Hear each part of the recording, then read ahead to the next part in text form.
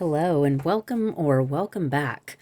So we're continuing this heart healing series. We have the Anahata. This is the Ayurvedic term for the heart chakra. And I've just been guided to do some work around healing the heart. And this is part of my own personal journey. And this is part of the collective journey. So if you found yourself here or you're part of the group, welcome tribe. And thank you for being here. And this is finding you for a reason. So let me know if it resonates. Subscribe, like, share with the people that you feel this could benefit. Okay. So I went ahead and started with this layout because I already kind of had this feeling that I needed to sit with it a minute and kind of like just absorb what's going on here, because we've been getting a lot of interesting patterns that have been popping out. So if you don't know me, check out the description box below. Check out my website. I've been a healer. I've been an intuitive for my whole life. I'm a natural born intuitive, and then I came into the healing arts world as a licensed massage therapist like 20 years ago, 20 plus years ago. And I love all of the alternative medicine modalities. I have my degree in alternative medicine. I practice a lot of different healing modalities, Eastern modalities mostly, like energy medicine. I love the combination of touch therapies and energy work. I've been reading tarot since I was like 12, 13 years old. So a lot of the energy work that I do looks at these patterns. So I love using the tarot to be like a visual representation of the patterns. And I think it's great for us to like have something to look at, because I think that we're very visual creatures in general. And then having that visual aid backed up with like the understanding that I'm going to convey to you through my interpretation of what's happening in all my years of working with people and seeing patterns, and just, it's a beautiful way to share the knowledge. So getting into it, we are doing it's been guided to do a heart healing series. And so if you are interested, if you like this, go check out the other two videos that are already out. There's a couple of shorts. You'll see this green card in each one of those layouts, and that helps you to understand that it is part of the heart healing series, even if it's not listed. I think I'm listing it, but anyways, so here we go. So what came out first with this is the mystic energy. Well, the first two cards that came out actually were these round cards, and these are part of Kim Cran's archetype. I thought I had the box really accessible, but she has this. Oh, here we go. I do. Here's Kim Cran's, the archetypes, the wild unknown. I love her. She actually writes children's books. The imagery in these cards are amazing. I love the circular shape. It's just beautiful. Her work is amazing. And so the cards that came out were set to be in this format. So it asked to be put in this order. So it went the heart, the warrior, the heart, which is funny because it ties in with the heart energy, the tear, and the sword. And so this was like the foundational piece that wanted to come out. And then we had the archetype deck with Carolyn Myss. Now, she takes a lot of her understanding through Carl Jung, the psychologist that kind of did the foundational piece around archetypal energy. And I also have to mention Robert Ahato, because I love his work, and he talks a lot about the archetypes, and he's an amazing astrologer and channeler. And so I'm adding that in there. And so these came out first, and then we had the Mystic, the Angel, and the Saboteur that came out with this deck. Now, I like to use the tarot cards, and this comes from the Book of Shadows. It's a two-part deck. There's another deck with it, but I like these because it's like a modern-day tarot. And I like to use the tarot cards to give me more detailed information.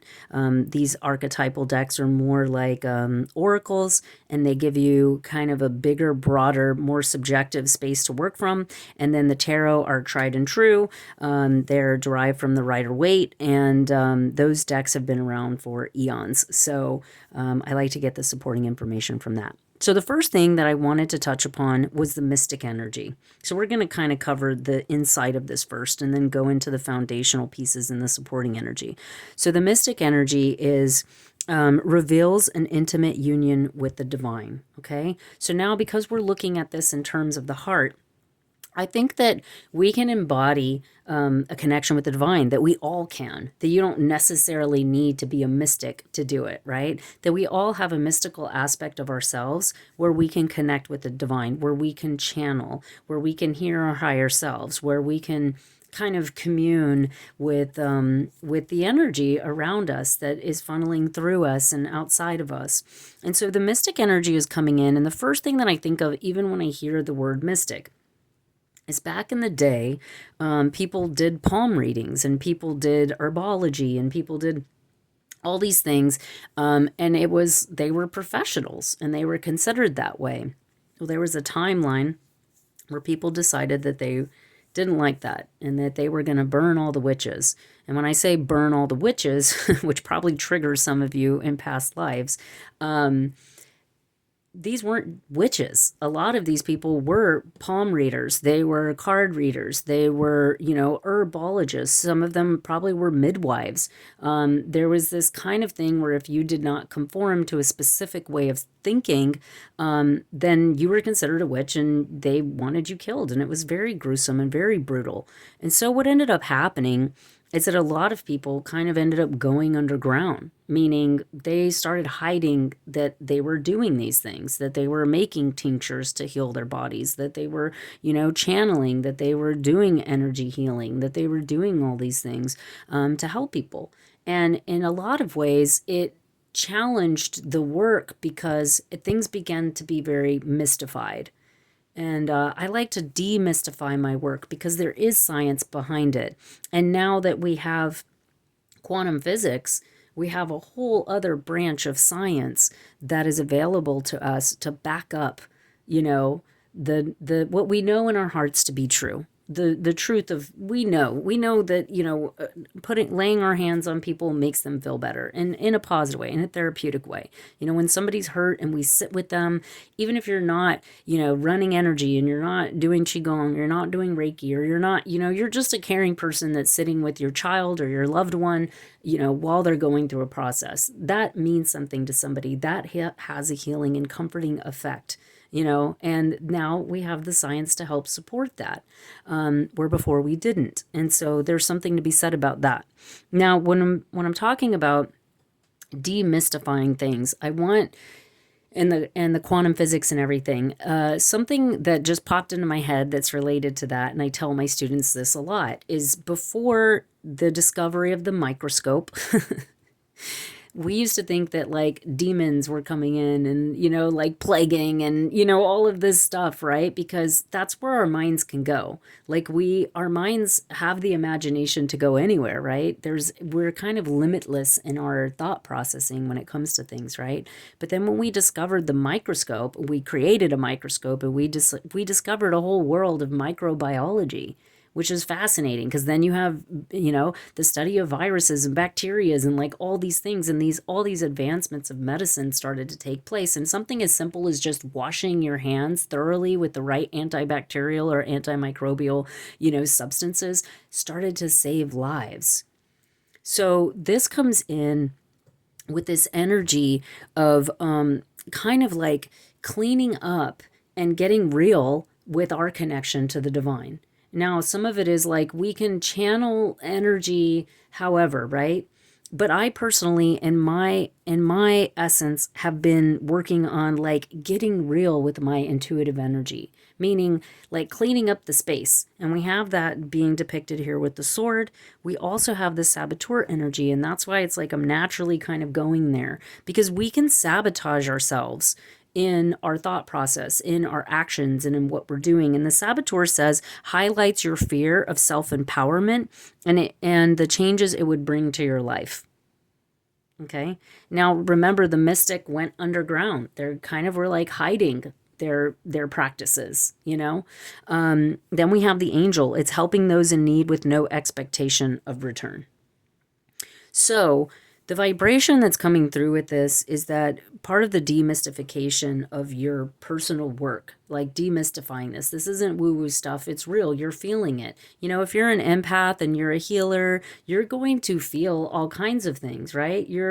I think if you're a child and you suffer trauma, like some pretty heavy trauma, you become a highly sensitive individual. And there's a difference between highly sensitive and highly reactive. Some people are highly reactive and they'll say, oh, I'm just sensitive. And it's like, no, sensitivity also comes with a certain level of response, your ability to respond, right? So there's something here about working with that energy. And that's why we have the sword coming in, because the sword is a tool that then comes and cuts away the darker energy, the cloudier energy that comes in and creates what's the word? It can create conflict. It can create chaos. It can create, some people would say an SHIT storm, right? And so when we're channeling this energy, where is it going? What is it doing? What does this look like? What does it sound like? Now you have the angel and also the saboteur. So there's something here about stepping into your power. Now the angelic energy is beautiful because you help people and you don't expect anything in return. Now, I want to emphasize that the universe is in perfect equilibrium, and karmically, what we put out comes back to us. So I feel personally, and this is how I act, and I'm not a perfect person, but what I can say is that I'm a very generous person. And I give when I feel that there is a need to give. Now, I'm not going to just give all the time, because there's times where I don't want to give. I'm not interested in that. And I'm kind of somebody who's a little weird sometimes, because I won't always give you a birthday present, or I won't always give you a Christmas present. Like, I really like to feel like I found something that's special for you, or that I'll give you a healing session, or I'll work with you when needed. And so I like to be there when people need me, and I like to give when I really feel in my heart that I want to give, because I feel like that's when it's important. I don't like going out shopping for a bunch of random knickknacks to give people at various times, simply because I want it to be an authentic gift and something that I'm really giving from my heart. Now, I know sometimes when we give from our heart, there's an energy of sometimes people taking advantage of that. Sometimes we're giving and it's not from the space that we really want to give. Maybe we're feeling obligated, or maybe we're feeling some kind of pull on us.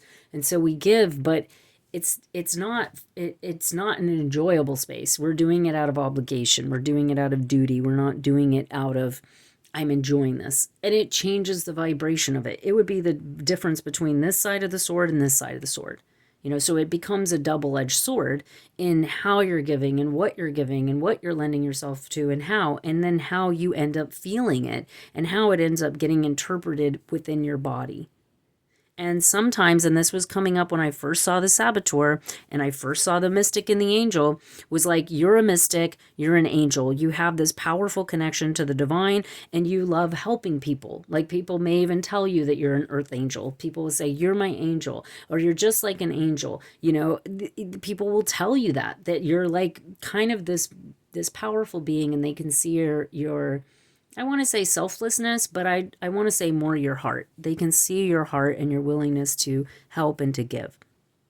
With the saboteur energy coming in, where it's like it highlights your fear of self-empowerment and the changes it'll bring, then I immediately started looking at the warrior, the tear, the heart, and the sword, and was looking at, here is where, like, sometimes we're afraid to take on more responsibility because we're already giving so much. So, like, if let's say you have 3 kids and you're doing all the things with the kids, right? Well, then taking on another kid, now you have more responsibility. And this may be in reference to, like, your work, where it's like, well, I'm already, treating 20 people a week, and I'm already doing da da da da da. And so it's like, in your empowerment, there's a fear of all these other responsibilities, all these other energies you're going to have to deal with, all these other things that end up coming up, right?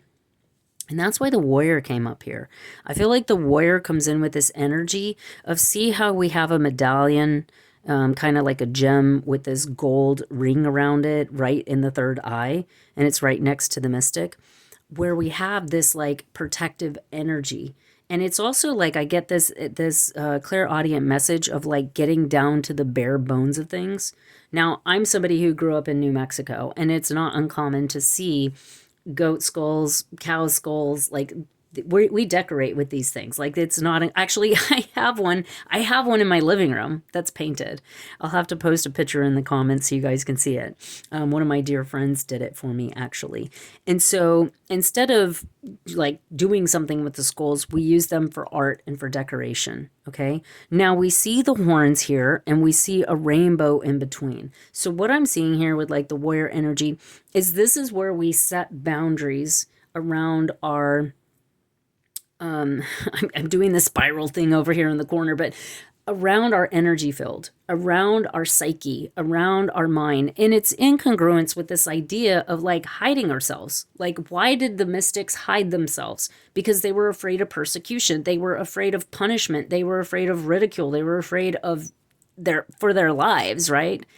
And if that's been you, like if you're like I said, I'm a natural born. If you're a natural born visionary, creative, and I'm talking about musicians, I'm talking about visual artists, I'm talking about all creatives, you have a mystical energy. Art heals, music heals. If you naturally were like digging up herbs and growing things, that's you. If you're an incredible natural born chef in the kitchen, that's you. Food is medicine, music is medicine, herbs heal. Like, if you have that connection to the divine, whether that's music, art, whatever, you know what I mean? That's you. You know, what ends up happening is there is this energy. If you were born with that and you're like, I was just born, I hear music in my head. It's all the time. I have to get it out. I have to put it on the piano. I have to do whatever. You are naturally born with that gift and that talent. Okay. So the likelihood of either that, if you don't believe in past lives, let me offer another option here. The other option is that we store 14 generations, not years, 14 generations of cellular memory in our bodies, in our genetic programming. So it could be your great, great, great, great, great, great. You know, a lot of people will say like, I'm third generation intuitive psychic, or some people will say, yes, we come from a family of boxers, or we come from a family of blacksmiths, or we come from a family of goat herders, whatever, right? So it's also in our DNA sometimes. So if you don't believe in past lives, then I encourage you to take that as a consideration, right? And this is me demystifying some of the energy for you so you can absorb the information that's coming through and also open your perception and your mind to other ways of thinking. So the warrior energy comes in because there's a need to protect. There's a need to protect the heart. There's a need to protect the purity and the innocence that goes along with this energy. If you have a powerful connection to the divine, then you kind of need to protect that, right? Isn't there a protective energy? I was speaking with somebody earlier today, and I said, you know, when I first started out doing healing work, all of my energy medicine stuff came from martial arts. I learned from martial artists, and most of them were men that had seen combat. Either they were like veterans. Most of them were veterans, to be honest with you. They had been to war. They had been bodyguards. They had, you know, they were all in combative situations. Like one of my senseis had been blown up before. I mean, you know, so the warrior energy can come in as a combative energy, but there's a need for protection. There's a need to protect this energy the same way we need to protect the elderly, the children. You know, why? Because there's a purity there. And that purity needs to be protected. So some of it is like the way we protect it is understanding the value, first of all. Second of all, getting down to the bare bones of it, which is getting really real with yourself about who you are and what you're capable of doing, which is the saboteur fear over here, right? And then the other part of it is protecting it on not just in your own psyche, like protecting yourself, protecting your psyche, putting yourself first, but also having a protective energy when you're sharing this vibration, meaning that you kind of take it seriously about how powerful it is. You know, sometimes people share things and it's just like, it's like turning on a light and it's like a moth to the light, and people don't realize that. And then they get attacked. You know, they get attacked, and they get attacked by people that, you know, are jealous of that light and fearful, more importantly, fearful of the light. And I say this because I've been realizing myself how afraid people are, how afraid they are of healing, how afraid they are at overcoming their traumas, of empowering themselves through the changes. You know, and it's reflective. I'm not saying that I don't and that I haven't. I do and I am. But the energetic here is to step into a warrior energy. Now we see the snake coming in here, and the snake is like a rebirthing energy because the snake sheds its skin. But I also am drawing an emphasis to how the snake is able to move. It doesn't have hands or feet, right? And so it moves and it slithers and it can go in lots of ways and it can go into tiny little spaces, right? Now, the snake is traditionally connected to knowledge, right? Like, wasn't the story of the Bible that, you know, the snake was the temptation to the, but it lived in the tree of knowledge? So there's something here with the reference to that. Now, when it comes into the heart, we want to protect the heart. See how there's like this nest around the heart? And then with here, we have one heart, but here we have two hearts. We have an indication of connecting with other people. Now, I was talking to somebody earlier today about addiction, and we were talking about, I can't think of the guy's name. I'll try to, I want to say it's Huberman's Lab. But anyways, there was a really cool podcast that I listened to, and he talked about, and I've seen it in other things too because I'm always researching. But he was talking about how the core of addiction really boils down to connection, and our fears around connection, and our inability to connect, and how we can be lonely in a crowded room type of deal, right? And how when we're able to connect to people, and we're able to connect, then we can receive healing and we can feel whole, and then we no longer need to succumb to addiction and codependency and other things, right? So this was coming in very strongly about that aspect of connecting with others. And this card, which is the Three of Pentacles, you can see her here by herself, but she's with these two little gnomes, which represent, again, divine energy coming in to assist. But the Three of Pentacles, typically, it talks about collaboration. It talks about coming together with others. So that energy is coming in with, that connection, with protecting the heart, but also, I would say, protecting the purity of the connections that you have in your life. Because we are drawn to people for a reason. Some of it's karmic, some of it is, I think it's probably all karmic. There's got to be some divine connection there, right? So moving forward, we have the tear coming in. And I loved this card because, yeah, you can see it pretty good here. I love this card because you have an eye, and it doesn't look like the eye's crying. It almost looks like a snowflake around the eye. Now, I want you to know that obviously water, when frozen, turns to ice, right? So we have like this snowflake energy, this visionary energy coming out of the eye, and then we have the tear, but this tear is like a gem, and we're seeing gems here indicating understanding our value and our worth. Also, gems take a long time to form in the earth, so there's this connection with grounding, there's this connection with time making us have value, the time that we've put into something. Now, all of these are kind of cut very nicely. So there's also something here about doing the work to be polished down, to be fitted, to be, I don't know what they call it when they shape it a certain way. If you do, comment below.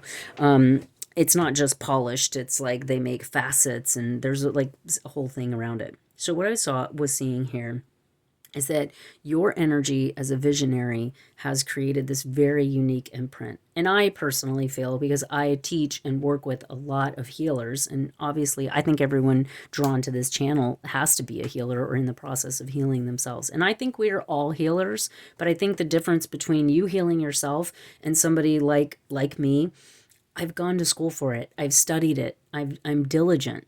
And you don't have to go to school. Everyone is a healer. You heal yourself.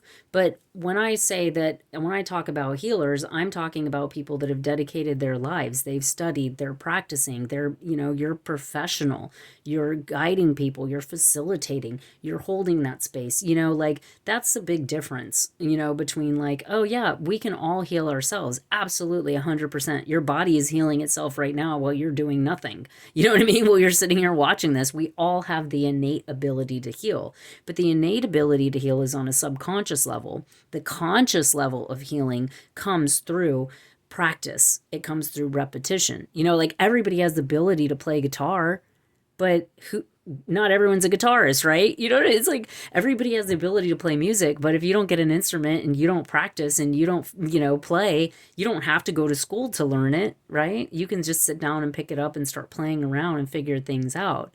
But you have to do it. There's some sort of work, there's some sort of practice that has to take place in order to claim and own that. Anyways, I don't know kind of why I went off on that. Oh, because we all have our unique medicine. So the same way that a musician, like, who sounds like Jimi Hendrix, you know what I mean? Like nobody. Like what was his quote? He said something about imitation and how people imitated him so well that they imitated his mistakes.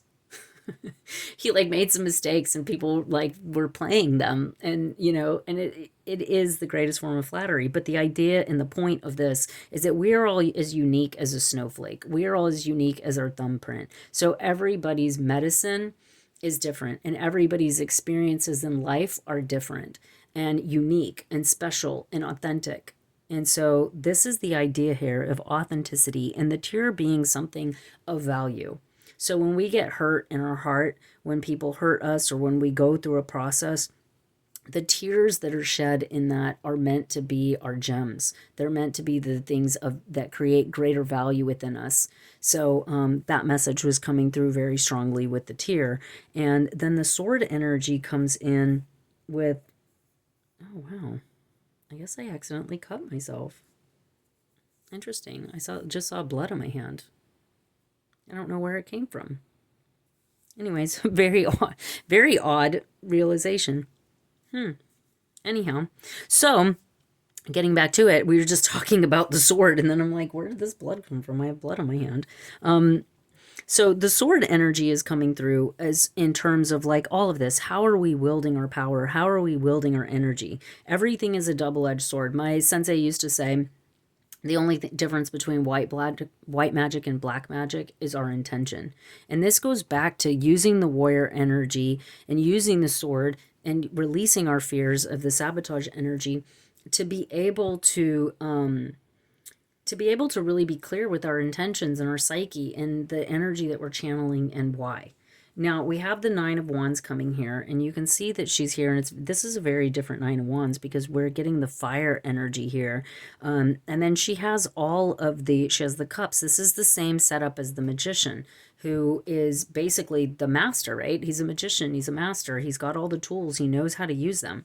She has all the tools here, and she's here lighting a fire. The Nine of Wands traditionally is like a guarded card. So I'm seeing this with the warrior, the angel, and the tear being like, this is how and why you guard yourself. And then letting that guard down, opening up the heart, releasing any kind of sabotage energy or any exaggerated need to protect yourself instead of standing in your power. Like there's a difference in like, I need to protect myself and your arms up. And then there's the other that's like, I can trust my heart and my ability to know when something's coming at me and be able to protect myself. Whether that's physically, whether that's psychically, whether that's emotionally. We had the Four of Pentacles coming in, and this is a time after a lot of hard work. So now she has a cabinet full of these medicines. They look like jams and jellies, but it's the idea that I've done a lot of work. Now, who do you want to share it with, and how do you want to share that?